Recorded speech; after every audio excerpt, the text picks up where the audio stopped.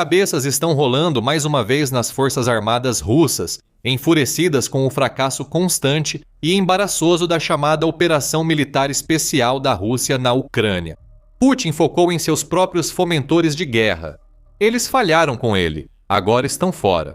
Em desespero, Putin está se voltando contra seus próprios generais em uma purga. Isso é prova de que a guerra da Rússia na Ucrânia já está perdida. Primeiro, sob a guilhotina figurativa, está o vice-almirante Sergei Pinchuk, que é o comandante da frota do Mar Negro da Rússia.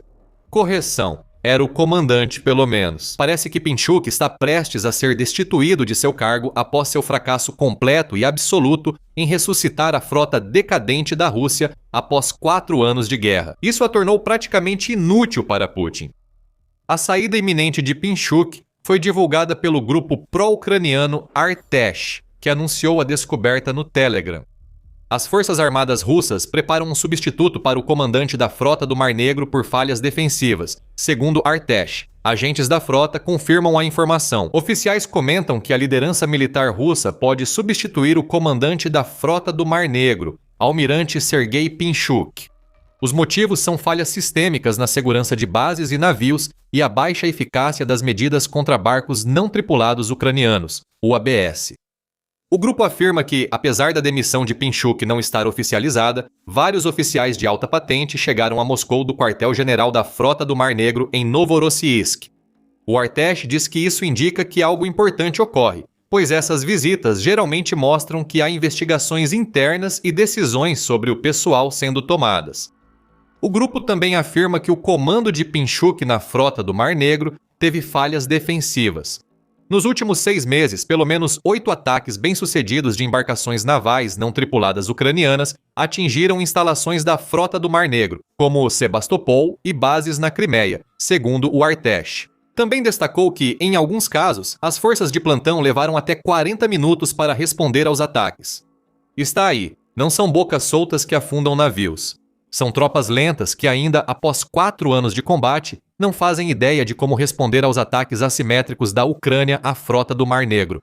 Mas pelo menos Pinchuk não foi responsável pela morte de milhares de soldados russos.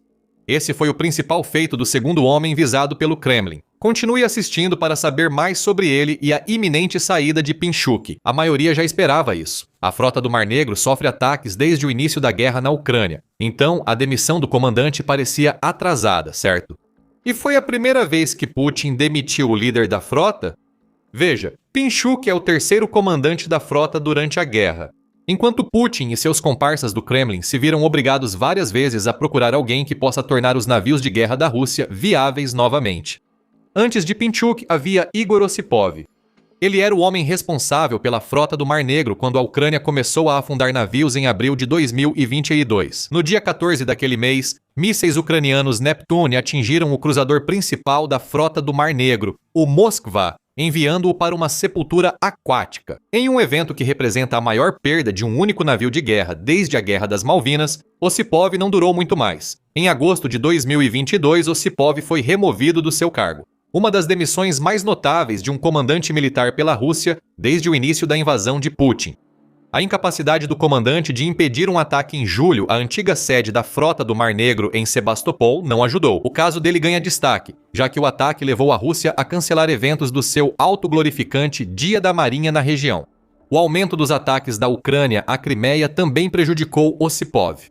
Não surpreendeu quando ele saiu, mas seu substituto também não foi melhor. Viktor Sokolov assumiu o comando da Frota do Mar Negro após Osipov, e seu mandato pode ser descrito com justiça como um desastre absoluto. Em quase 2 anos de liderança, a Ucrânia destruiu vários navios russos, levando a frota a tamanha preocupação que precisou recuar seus navios para longe dos mísseis e drones ucranianos. O novo comandante da Frota do Mar Negro da Rússia trouxe mais uma vez humilhação a Putin. Em fevereiro de 2024, o Moscow Times noticiou que blogueiros militares russos pró-guerra relataram a demissão de Sokolov. A notícia surgiu após a Ucrânia destruir mais um navio de guerra da Frota do Mar Negro. Para piorar, o Tribunal Penal Internacional emitiu mandado de prisão para Sokolov, alertando que sair da Rússia seria extremamente perigoso para ele. Sokolov teria que ficar na Rússia, sob os olhos atentos de um Kremlin que não confiava mais nele. Isso, claro, se Sokolov ainda estivesse vivo quando foi demitido. Curiosamente, em setembro de 2023, a Ucrânia afirmou ter matado Sokolov, junto com outros 33 oficiais russos, em um ataque com mísseis. A Rússia negou isso imediatamente, divulgando imagens de Sokolov supostamente participando de uma videoconferência na presença de Putin. Sokolov permaneceu em silêncio, com a cabeça no travesseiro durante a conversa. Isso já é estranho, e há uma pequena chance de que a demissão tenha sido uma forma da Rússia encobrir sua morte.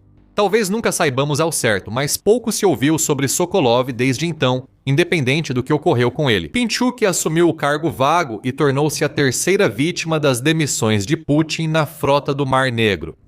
Está parecendo que não importa quem Putin coloque no comando. A frota do Mar Negro está uma bagunça total, ou, graças à Ucrânia, parece quase destinado a ser uma nulidade pelo resto da guerra. É basicamente o que tem sido desde agosto de 2024. A essa altura, a Ucrânia já destruíra um terço da frota com ataques de mísseis e drones, forçando a retirada da Crimeia ocupada. O Ministério da Defesa do Reino Unido declarou a frota do Mar Negro funcionalmente inativa. A Ucrânia alcançou isso sem praticamente ter navios de guerra para atacar a antiga frota temida. Como Artesh destacou no Telegram, a Ucrânia resolveu o problema criando UAVs para atacar locais fora do alcance de seus mísseis e drones. Em julho de 2025, a frota do Mar Negro quase havia desaparecido do próprio corpo d'água que lhe deu o nome. A Rádio Europa Livre, Rádio Liberdade, informou que a ameaça de minas marítimas e drones Shahid ainda era muito real para marinheiros ucranianos no Mar Negro. A outrora temida frota da Rússia era um problema muito menor, como disse na época um oficial ucraniano chamado Ilia. Com forças costeiras e mísseis como o Netuno, a marinha ucraniana repeliu a frota russa do Mar Negro. Ilia também ressaltou que o fim da frota do Mar Negro como ameaça naval impactou os soldados ucranianos que enfrentam as forças russas no continente.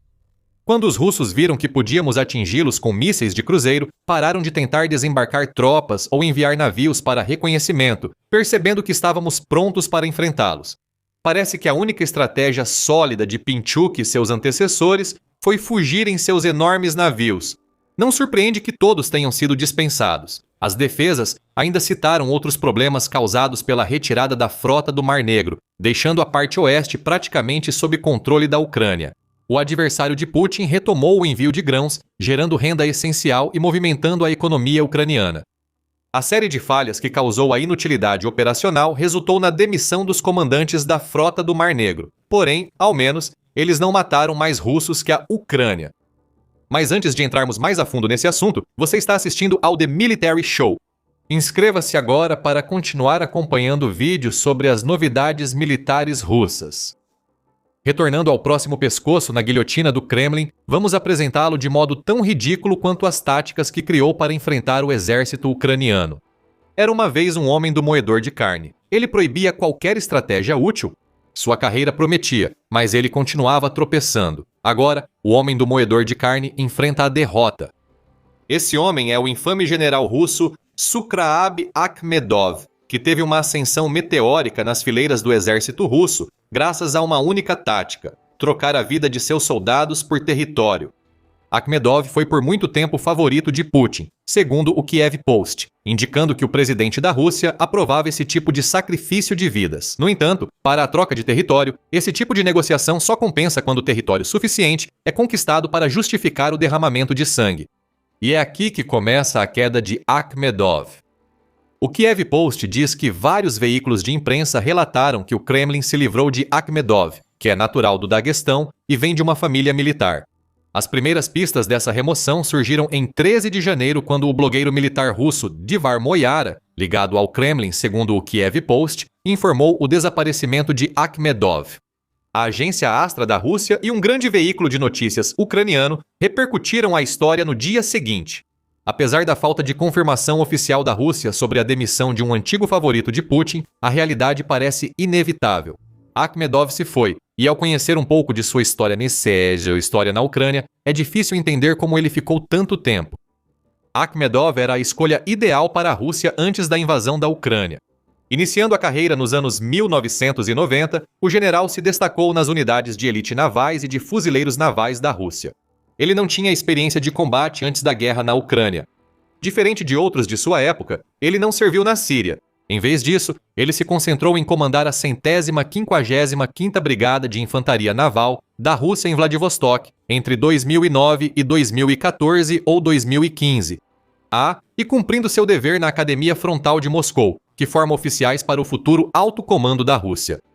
Quando Putin invadiu a Ucrânia, Akhmedov estava pronto para brilhar, mas fracassou assim que chegou ao país. Ele foi enviado como comandante de uma equipe de fuzileiros de sua antiga brigada na tentativa inicial da Rússia de tomar Kiev e derrubar o governo ucraniano, que falhou. A guerra que veio depois provou isso.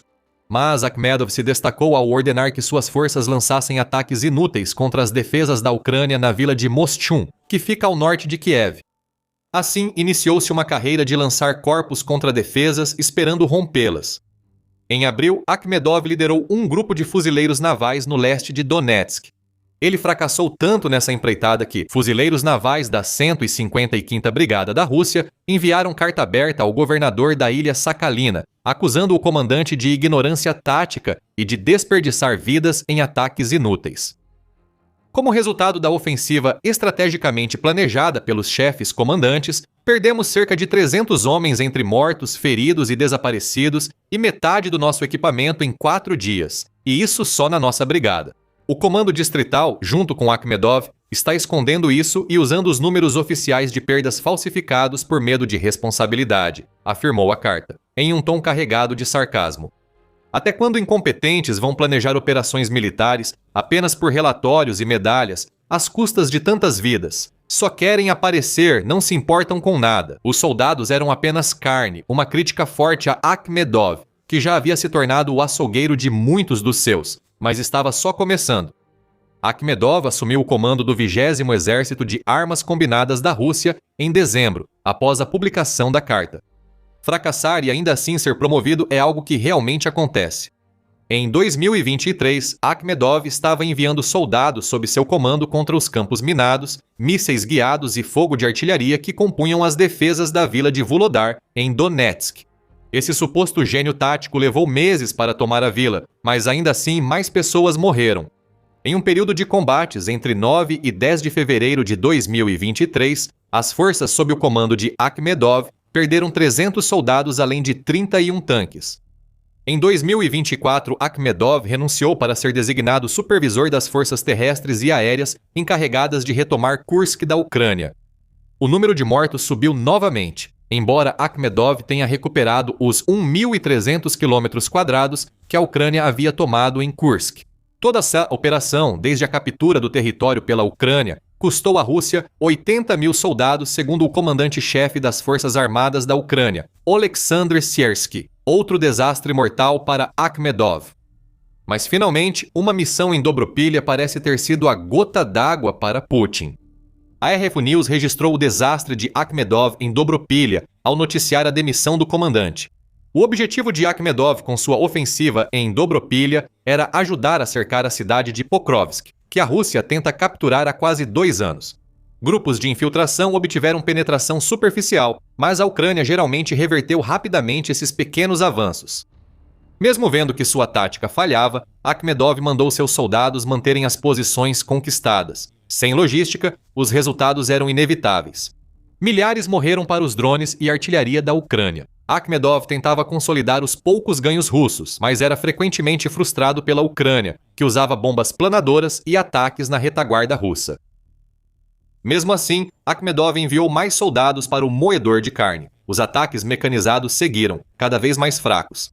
Os drones FPV da Ucrânia destruíram tudo o que o comandante russo enviou, reduzindo as forças da Rússia a usarem carros civis e quadriciclos em seus ataques mecanizados. No fim de dezembro, após a destruição dos veículos sem blindagem, Akhmedov ordenou que os soldados atacassem a pé e, conforme a RFU News, até a cavalo. Mais uma vez, fracasso. A investida final contra Dobropilha ocorreu no fim de dezembro, quando Akhmedov enviou 4 colunas blindadas, totalizando 24 veículos contra as defesas ucranianas. Colunas foram detectadas cedo e destruídas por drones da Ucrânia antes de causarem danos. Akhmedov foi afastado por seu desempenho na ofensiva de Dobropilha. Quase 21 mil soldados russos mortos em cerca de 4 meses, com as perdas finalmente se tornando grandes demais para Akhmedov, ou o Kremlin esconderem, e a total incompetência do comandante ficando evidente. Só poderia haver um resultado. Akhmedov teve que ser demitido. Como não seria? Sua série de fracassos pode ter custado à Rússia mais de 100 mil soldados na região. Por algum motivo, Putin permaneceu leal a Akhmedov, mas essa lealdade foi esticada ao limite, e mais uma mudança foi feita no alto comando militar russo. Se o Kremlin confirmar oficialmente essas demissões, deve tentar apresentar como substituição de antigos por novos talentos. Mas a realidade é diferente. As recentes purgas de Putin, como as anteriores, geram instabilidade nas forças armadas da Rússia. Quando organização e estratégia são essenciais, a troca frequente de comandantes prejudica as forças armadas. A Fundação Jamestown analisou os efeitos de purgas no Exército de Libertação Popular da China em um artigo, cujos argumentos também valem para as forças armadas russas. Liderança irregular pode gerar conflitos entre facções, diz Centro de Estudos. À medida que se criam vácuos de poder e os ambiciosos políticos e militares fazem de tudo para conquistar novas posições, ocorre uma fragmentação interna. Já vimos sinais disso, começando na Rússia, como escreveu Jason J. Smart para o Kiev Post em agosto. A purga de Putin na elite militar da Rússia só abriu caminho para que o FSB russo faça apreensões de dinheiro enquanto consolida seu próprio poder. Disfarçadas de operações anticorrupção, Smart afirma que o FSB faz prisões, pega dinheiro e garante que aliados ocupem cargos de poder. Está se formando uma nova elite na Rússia, e ela não é composta pelos militares de Putin. Além da fragmentação, a frequente eliminação de comandantes militares por Putin durante a guerra enfraquece a prontidão militar. A Fundação Jamestown cita o grande expurgo de Stalin nas Forças Armadas Soviéticas nos anos 1930 como uma das razões das dificuldades da Rússia no início da Segunda Guerra Mundial. Observa-se também que as frequentes mudanças de liderança nos Estados Unidos, geralmente devido a trocas de governo, podem afetar a prontidão militar. Hoje, é difícil ver como a Rússia poderia se sair pior que Akhmedov, por exemplo. Pode-se argumentar que Akhmedov só seguia ordens do Kremlin, sem conquistar território suficiente para manter o cargo. Quem o substituir provavelmente ainda enviará homens para o moedor de carne. Eles só agirão assim ao comandar unidades já desorganizadas e agora em colapso por falta de liderança. O mesmo vale para o novo comandante da Frota do Mar Negro.